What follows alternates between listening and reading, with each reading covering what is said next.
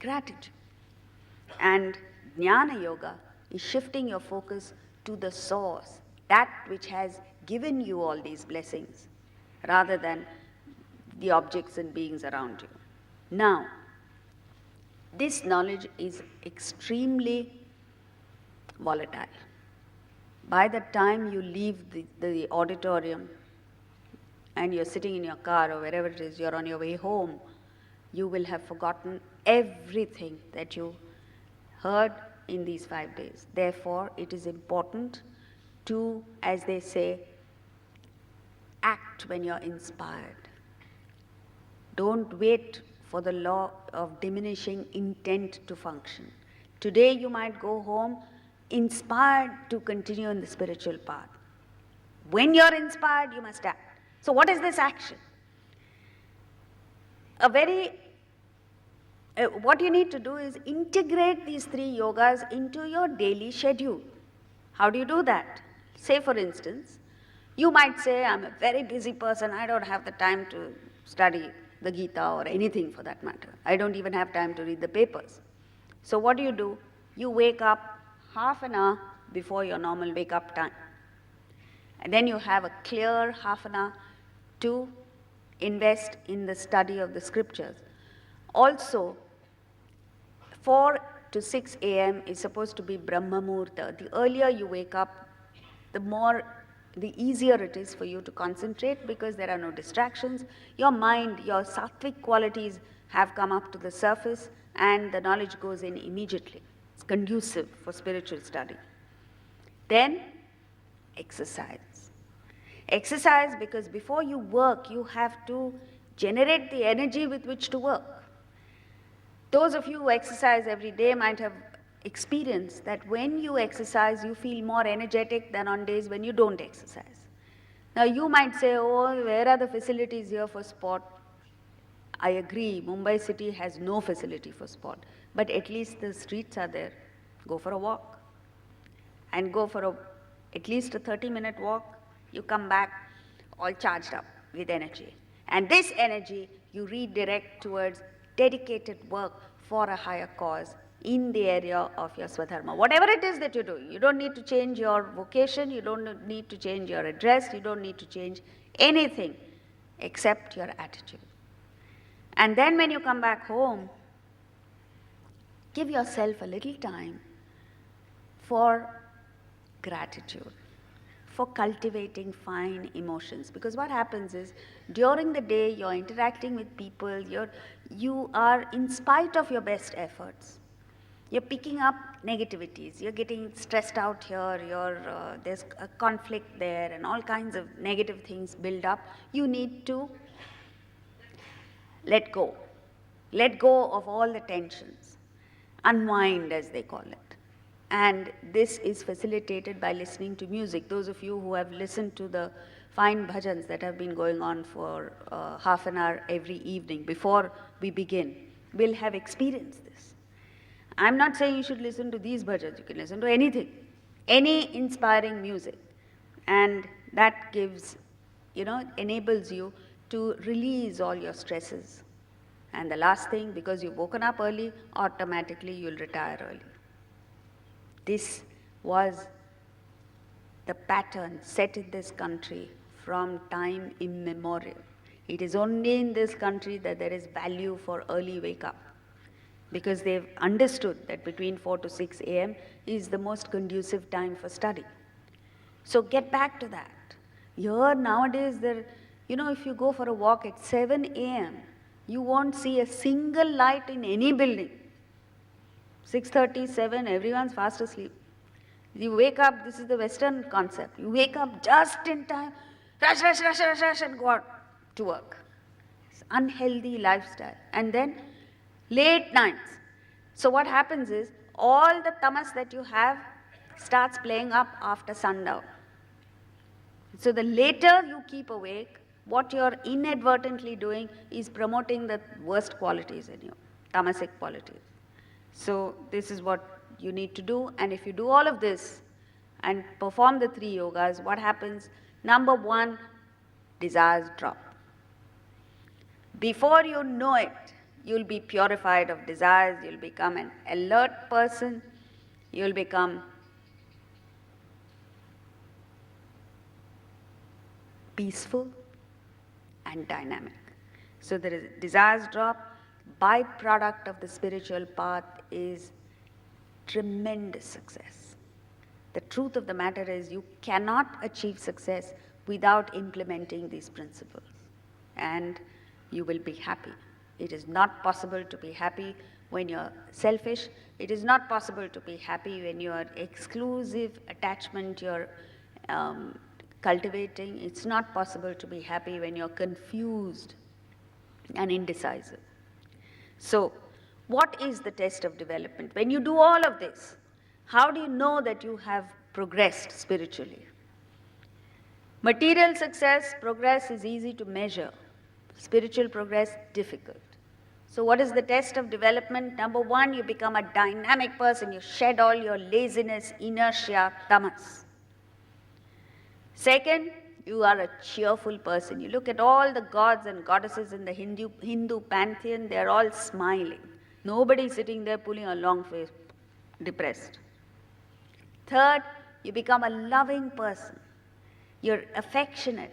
You're able to connect with people and make relationships meaningful.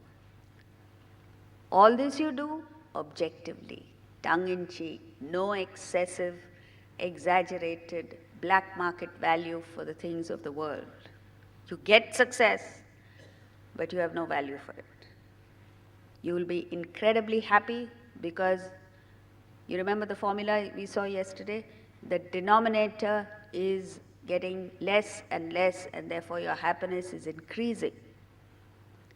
All this you get, but you are independent of the world. Remember the story? The flood, there's a man and a bird on the branch. You develop the wings of Vedanta so that even though you're in the world, you're transacting with the world, you're doing everything with the world, but you're completely unaffected. In the 5th chapter, he says, such a person is Padma Patram Ivambhasa. You're like a lotus leaf in water, untouched by the water around you. And lastly, you become incredibly powerful. So if this is not happening, and you're still pursuing the spiritual path, it means you're doing it all wrong. So this is the test of development. And now we move to verse 19. Tanaham dvishata kruran samsareshu naradhaman kshipamyajasramashubhan asurishveva yonishu. I throw these cruel haters, the world's worst people, evildoers, forever in the wombs of the demonic only. This is a very powerful verse. It seems as if Krishna, on behalf of God, Atman, is saying, I am the one who punishes people. And most people believe that God punishes you for wrongdoing and blesses you for good things. It seems almost as if God is partial. Just as school teachers have partiality, bosses have partiality, chief ministers have partiality, so God also has partiality. It's not that. What it is Brahman's, God's role in our life is just that it enlivens all our activities, as we've just seen. Every one of our perceptions, emotions, and thoughts are supported, enlivened, made possible, facilitated by God, Atman. Minus Atman, none of this would be possible. Just as it's exactly like the role of electricity in all electrical gadgets. Electricity has nothing to do with the expression. Electricity is merely an enlivener, facilitator. Minus electricity, nothing functions. You know, we get so used to having a constant supply of electricity that when the power goes off, you forget the number of things that are dependent on electricity. So what do? You pick up the cordless phone, not working. It's functioning on electricity. You suddenly say, I'm hungry, I'm going to heat something in the microwave. It's not working. Now, electricity, thanks to our inefficient energy system, sometimes goes, so it's not so bad. But Brahman never switches off. God is always there with us. So you tend to take it for granted. But the truth of the matter is, if only Brahman were to switch off once in a while, my God, that would be a huge wake-up call for us. And suddenly we'd wake up and say, realize the importance of Brahman, Atman, God in our lives. We don't understand the importance because Brahman is there always. We don't understand that Brahman is that which makes our eyes function. Brahman is that which enables us to hear. Brahman is that which makes us move. Every little thing is dependent on Brahman. We have no understanding of God's benevolence. And one little thing goes wrong in our lives, we have the audacity to say, oh, what kind of a God is this who does cruel things to us? Now this is what he's explaining. God is not the one who does cruel things to us. God merely sets the laws in place. That's the next thing that God does. God is the controller, governor of all the laws that are functioning in the world. And the most important law that's functioning in the world is that of cause and effect, the law of karma. Once the law is in place, if you choose to abide by it, the law becomes a blessing to you. If out of ignorance you violate the law, the same law becomes a curse to you, like the law of gravity. You and I understand the law of gravity and respect it. The law of gravity is a blessing to us. But a child doesn't understand the law of gravity, so it peers over the window on the 20th floor of a building. And because it doesn't respect the law of gravity, it hurls. This is exactly what he's saying. The same law of gravity becomes a curse. The child goes hurling down to its death. So when he says, I throw these cruel haters, all that he's saying is, I've set the law in place. The demonic people, the asuric people don't respect the law, they don't know the law, and therefore they violate the law. But ignorance of the law doesn't exempt you from the law. Just as if you say, I did not know that I had to pay income tax, you try telling an income tax officer that and see what happens to you. You can't say that. He'll say, too bad, whether you know it or not, you have to pay penalty, you have to do, I don't know, whatever it is that you have to pay. Similarly, this is all that he's saying. And the third thing that Brahman does is it makes an infinite provisions to you to sustain life so that you may use all these blessings, these infinite provisions, to achieve the purpose of your life, which is to get to the state of realization. Now, unfortunately, all these infinite provisions that have been made for us, we are using only to destroy ourselves. So, asuric people ignore Brahman's, God's vital role in our lives.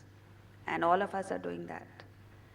If you take a look at the number of years that you've lived, how many seconds in these years that you've lived have you bothered to even think of God?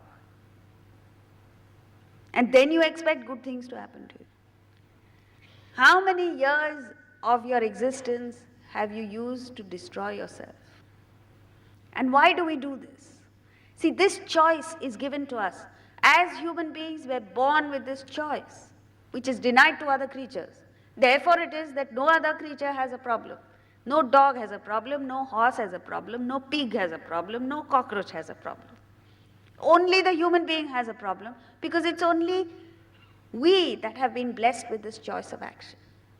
And to help us make the right choice, we are also gifted with an intellect, an incredible gift, buddhi. But we don't develop this buddhi. We don't make use, even the existing buddhi we don't use. And therefore, we end up in a situation where we're making choices. That's a given by default with a poorly developed intellect. That's why, you remember right in the beginning it says, asuric person, a demonic person.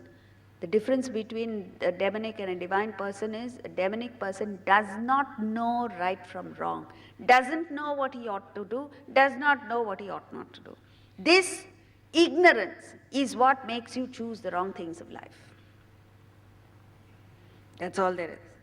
And when you violate a law, you get punished by the law. So what happens to such people? Because, just as James Allen said, circumstances don't make a man, they reveal him. So as you think, so also, you remember the first day we started with this. Whatever thoughts you entertain in your mind, your personality, your character, everything is a reflection of your thoughts, and then the circumstances also. So your environment is a reflection of your thoughts. So if you entertain asuric thoughts, you end up with demonic personality and a demonic environment. That's all that he's saying. He says, these evildoers, the world's worst people, cruel haters, I throw them forever in the wombs of the demonic only. So life after life, you end up with this environment unless you use this choice of action to choose a better life for yourself. Now with this wonderful choice of action, all that we do is maintain status quo. Therefore it is that you go through what Shankaracharya calls as punarapi jananam, punarapi maranam, punarapi janani jathare shayanam. It is again and again you're born, again you die, again this madness goes on. Then he says, iha samsare bahudustare. It's very difficult to get over this. Krupaya pare pahi murare. Oh Lord, please help me. Shankaracharya is saying, Lord, please help me. You and I are saying, I'm capable of taking care of myself. So, therefore, be extremely careful. You have no idea what thoughts you've entertained so far, this moment backwards, whether in this life or past lives. And you have no idea where one negative thought might precipitate something which you never asked for, which you never imagined. Therefore, watch out for each and every thought that crosses your mind. Don't think ill of anyone. It doesn't matter to them, but it matters to you. Once the groove is formed, it's extremely difficult to overcome it. That's what he's saying here. And then, when he uses the word forever, he is not literally talking of forever. There is no eternal damnation for anyone. Forever in the sense that it just goes on life after life. So, the problem is, as we said, in ancient India, in our tradition, in our culture, an environment was created that was very strongly positive, and therefore it encouraged the good vasanas, the divine qualities in each one of us, and ensured that the negative qualities did not flourish. But now the environment is created for negativities to flourish. Even if a child as it's growing up has no intention, no desire to pick up a cigarette and smoke, you see ads. And the advertising is so strong that the message that goes out to the children is, only if I pick up a cigarette will I get the good things of life. Only if I have a drink in my hand am I considered, what do they call it? Hip. So he has no chance of cultivating any positive. And then he has you as parents. That's the last nail in the coffin. So therefore, what you have to do is associate again and again, constantly,